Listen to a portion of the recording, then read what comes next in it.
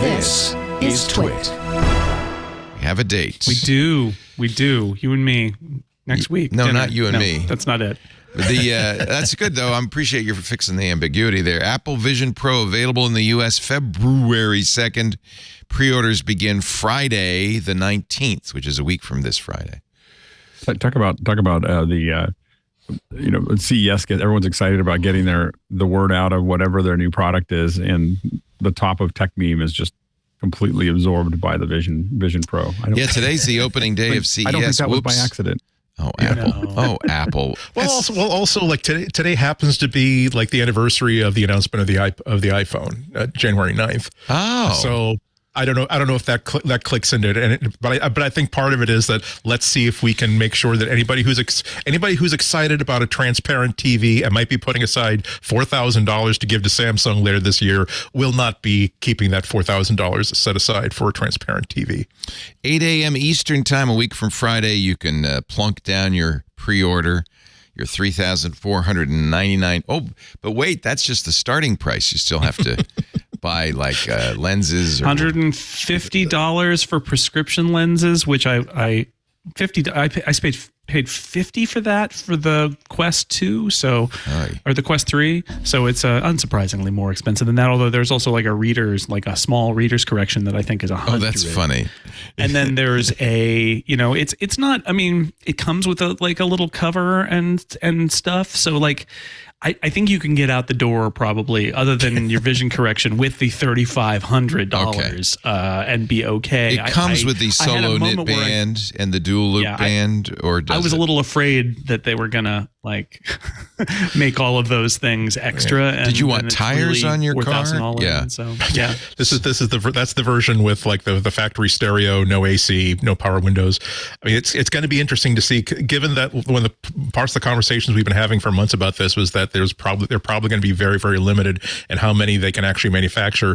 How many people are going to be stuck in that situation where they decided that I really just wanted the $3,500 one, but the only one I can get is the $4,199 one that has the maximum memory and has the T-shirt and has the the dual headlights, whatever. They seem to be keeping the SKUs simple, which I think is good because the volume is so low, right? Like you kind of don't want to. It's one thing if you're making millions of them to have them be in all the different shapes and flavors and colors and whatever. But for this one, if there's just one model, I think that's because they're going to be trying as hard as they can to just fulfill a very small amount of demand based on their supply. For developers and adventurers, pretty much, yeah. Exactly. Yep. For your $3,499, you get the solo knit band and dual loop band. I don't even know what those are. What are those? A light seal and two light seal cushions. The one that goes behind. And the one that goes on top of your head, which was actually, that's a slight difference. That there was a question about whether that was going to be bundled separately, huh? Whether they were going to say you actually do need a thing at the top of your head, and it sounds like that's going to be included as well as the one in the back, and then the light seal goes on the front. I just want a beanie that just sits over the whole thing. That was really kind of the smart hats. The pictures they have published do not have. What is it? The solo loop band or the dual knit band? Which is the? Well, that wouldn't really work with her fashion. Yes. Well, it wouldn't, would it? Yeah. So they have to have a version of it that doesn't do that. Although the fashion now evidently will be shaving the side of your head, because then you can match the just so you can the go proper up. use of and maybe of the headset. A little throughway in the middle of your head so that the loop can just go over it, and that way you can keep your fro on either side. It's going to be called the Fade Plus. Or the Fade Pro, maybe. I think we would call it Vision Fashion. Vision Fashion. Vision Fashion. So the solo knit band is the one behind, and the dual loop band is the one above? I think so. Just to get the nomenclature. A light seal and two light seal cushions. That's that's an optional addition on the front of it to make it more like so you're watching a movie, so you don't see the ambient. I think it's. Yeah, well, it's to protect your face, because it's this thing otherwise is going to smash into your face. So they're trying hard. It's all ergonomics is the impression I get, that they're really trying to make it that right? They want you to wear this thing and not be miserable with it, right? That's it's a deal breaker, right? So they've got the light seal, which is attached, that is going to block out the light from the room around you, and then cushions to make sure that whatever force is being applied from that rear strap to your face to clamp this thing onto your face doesn't make you feel like you're in a vice. And then the top strap helps gravity, act against Yeah, because it's gravity heavy. as well. So, in fact, this was the ergonomics question. here. Yeah, do you need a thing as optional with the MetaQuest that goes over your top?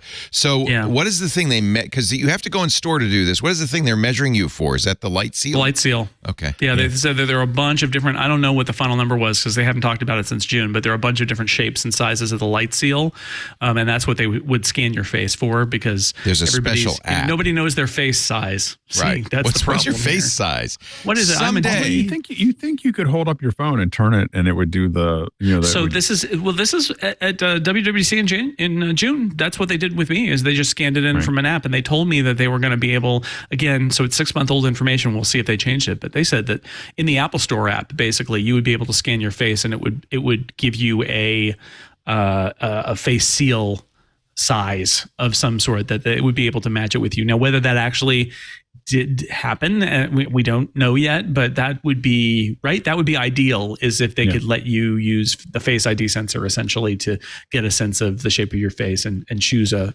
size for you.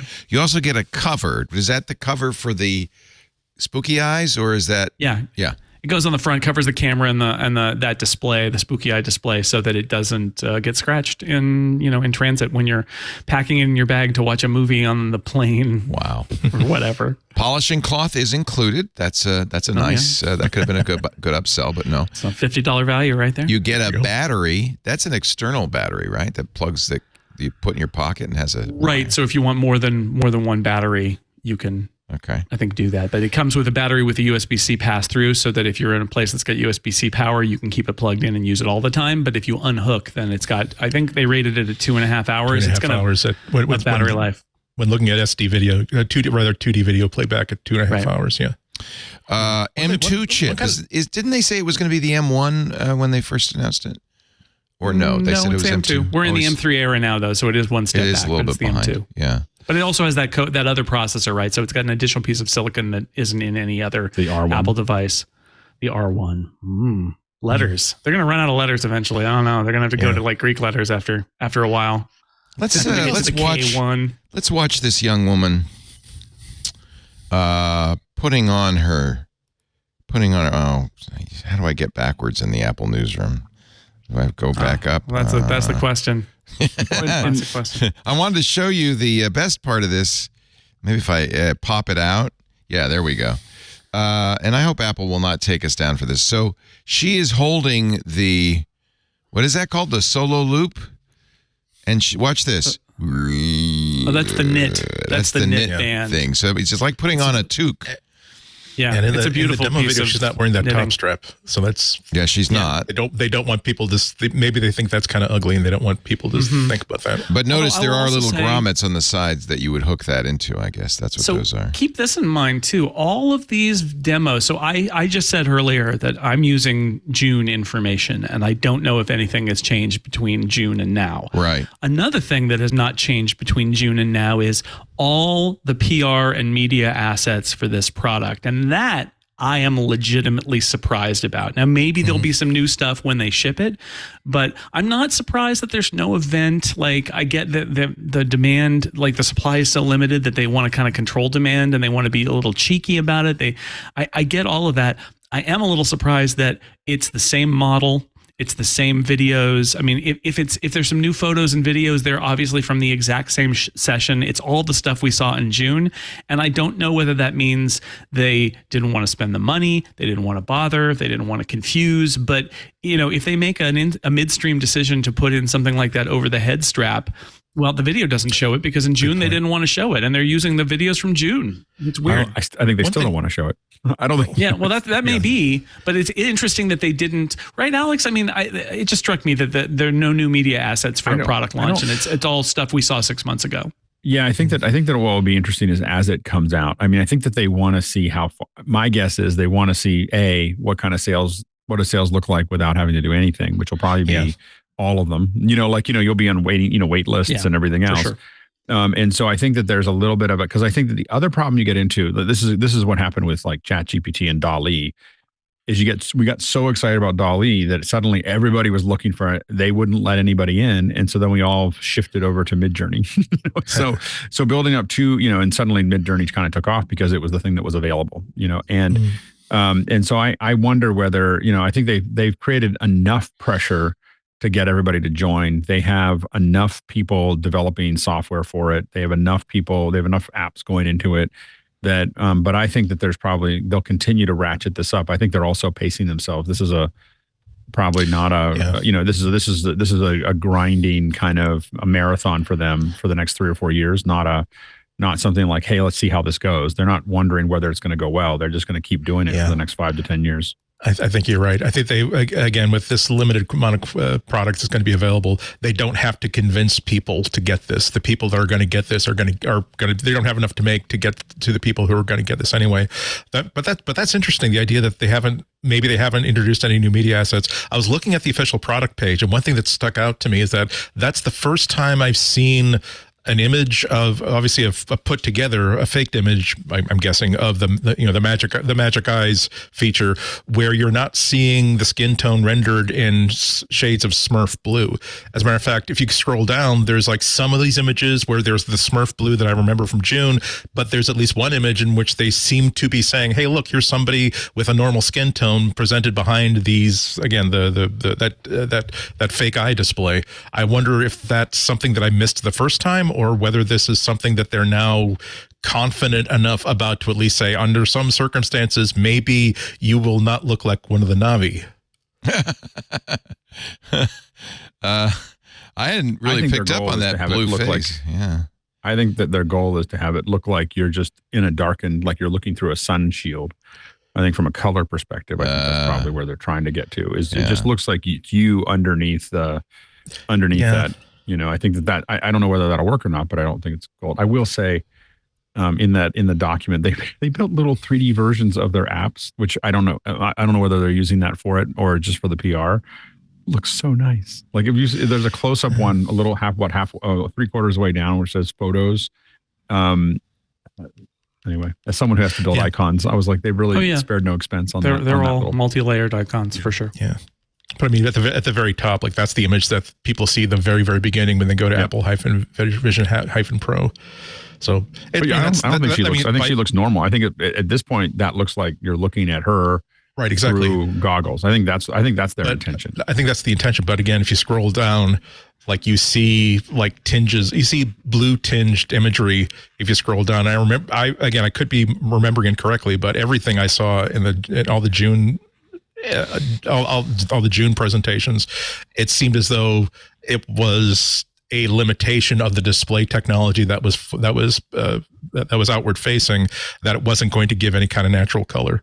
If you scroll like maybe where she's way down, she's smiling. She's smiling with a red shirt and she's looking over and there's like a blue tinge, and that also may be head on versus from an angle. Well, yeah, and also reflections across that LED surface. So. Also, I have a feeling they probably didn't want to make it look like they were photoshopping it. Like it probably does reflect that way internally because that's just where the internal components look. But if you look at it without a lot of reflection, I bet you it looks normal. And when you look at it from the side with a little sun or a light, you probably see it hitting across those LEDs. I can also be, I can guarantee you whatever they did there, they very specially rigged up for all of that because reviewers or the demo people in June, we never got a chance to see it. Like it was not shown anywhere. That is not a feature that was ready for consumption. The spooky eyes, yeah. I'm sorry. Well, one thing I'm interested in is that's because I'm totally biased against this thing. Go ahead. I'm wondering whether how they're going to capture stuff in it. Like so. I'm a developer. I want to capture training, marketing materials. Like this is what my product does. Everything else. You can AirPlay it to a Mac and capture it even like using QuickTime. Oh, really? So, yeah, you can AirPlay the output to a Mac.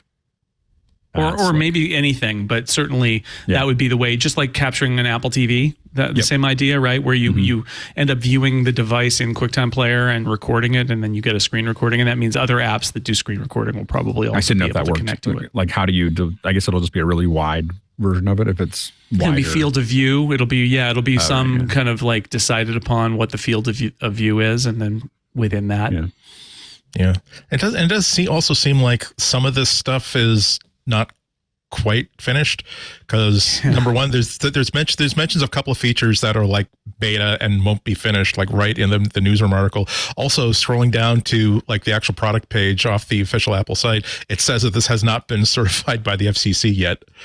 Wow. Which seems like they're shipping them and they're in the stores by now, right? Apple Vision Pro has not been authorized as required by the rules of the Federal Communications Commission. This device is not and may not be offered for sale or lease or sold or leased until authorization is obtained. Well, I'm sure they're pretty confident. I bet they're confident. Yeah. Yeah. They're very confident. Wow.